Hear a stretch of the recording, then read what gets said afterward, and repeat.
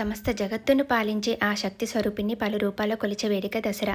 అమ్మవారి రూపాలు, అలంకారాలు, వాటి వెనుక ఉన్న ప్రత్యేకత తెలుసుకుందామా?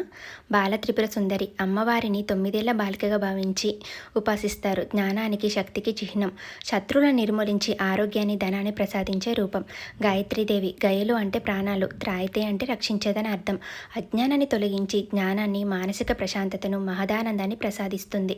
అన్నపూర్ణాదేవి అన్న అంటే ఆహారం లేదా ధాన్యమని, పూర్ణ అంటే పూర్తి సంపూర్ణమని అర్థం. సాక్షాత్తు పరమశివుడికి ఆహారాన్ని, జ్ఞానభిక్షను ప్రసాదించిన అన్నపూర్ణను కొలిస్తే ఆహారానికి, జ్ఞానానికి లోటు ఉండదట. కాత్యాయనీదేవి పార్వతికి మరో పేరు. మహిషాసుర సంహారం సమయంలో పార్వతీదేవికి సాయం అందించింది కాత్యాయనీదేవేనని స్కంద పురాణం పేర్కొంటోంది. మహాలక్ష్మి సంపదకు, ఐశ్వర్యానికి ఆదిదేవత. అష్టలక్ష్ములుగా 8 రూపాల్లో కరుణిస్తూ ఐశ్వర్యాన్ని, ఆనందాన్ని, విజయాలను అందించే వరప్రదాయిని. లలితా త్రిపుర సుందరీ దేవి శ్రీ చక్రానికి ఆదిదేవత. ముల్లోకాలను పాలిస్తూ త్రిగుణాతీతమైన రూపంలో ప్రకాశిస్తూ తనను కొలిచే భక్తులను ఎల్లవేళలా రక్షిస్తూ ఉంటుంది.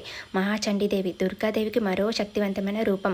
భక్తులకు విజయాన్ని, కీర్తిని ప్రసాదించేందుకు అవతరించింది. మహాసరస్వతి జ్ఞానం, విద్య, కళలకు ఆదిదేవత. దుర్గాదేవి సింహవాహినిగా అవతరించి లోకమాతగా పూజలు అందుకునే రూపం. మహిషాసుర మర్దిని దుష్ట శిక్షణ, శిష్ట రక్షణతో లోకాలను సుఖశాంతులతో విలసిల్లేలా చేస్తుంది. మహిషుణ్ణి సంవరించిన పరమపావని అమ్మను సేవిస్తే ఆపదలు, భయాలు తొలగిపోతాయి.